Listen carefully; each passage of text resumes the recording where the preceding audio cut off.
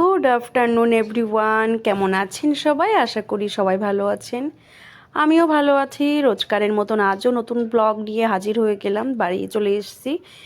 সকালবেলা স্কুলে ছেড়ে দিয়ে এসে বাড়ি আসার সময় অল্প একটু বাজার বা যতটা প্রয়োজন সকালে কিছু দুধ যেগুলো রোজকার প্রয়োজন পড়ে সেগুলো নিয়ে হাজির হয়ে গেছি। একটু ক্লিন করে নিয়েই ভাবছি আপনাদের সাথে একটু কথা বলি।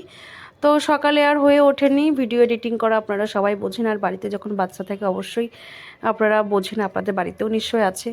তো আপনাদের সাথে আগেই বলে দিই, আমার নতুন বাড়ি সেভাবে এখনও কাজ কমপ্লিট হয়ে ওঠেনি।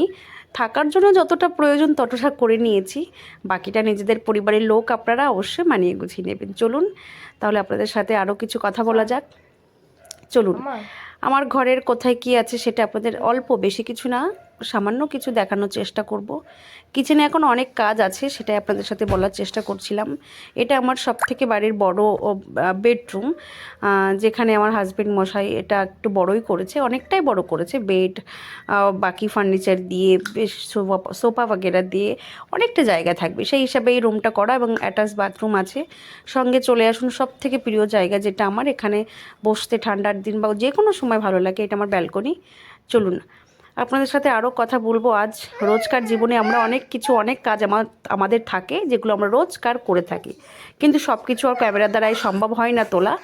তো আজকে রান্না বান্না ভাবছি আপনাদের সাথে শেয়ার করব। আমার মতন চিকেন কারা কারা রান্না করেন অবশ্যই কমেন্ট করতে ভুলবেন না।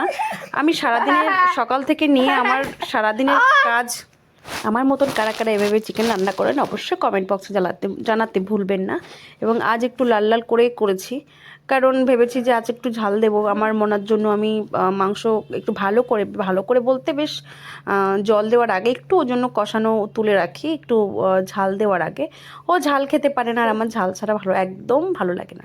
যতটা প্রয়োজন ততটাই দিই, কারণ আপনারা সবাই জানেন একটু মাংসতে ঝাল এবং লবণ একটু ঠিকঠাক না দিলে না, অ্যাকচুয়ালি আপনি অল্প মশলা দিন তবু একটু যদি গুছিয়ে পরিপাটি করে রান্না করেন অবশ্যই আপনার অল্পটাই খুব সুস্বাদু হবে। তো যাই হোক, আপনারা সবাই চলে আসুন। আজ দুপুরে সবাইকে ইনভাইট করছি, এক জায়গায় বসে খাওয়া দাওয়া হবে, অনেক মজা হবে। আমার মাংস কিন্তু কষানো ডান, মনার জন্য একটু তুলে রেখে আমি কিন্তু লঙ্কা দেবো, লঙ্কা দিয়ে বাকি যে প্রসেসটা আছে সেটা করে বাস হয়ে যাবে।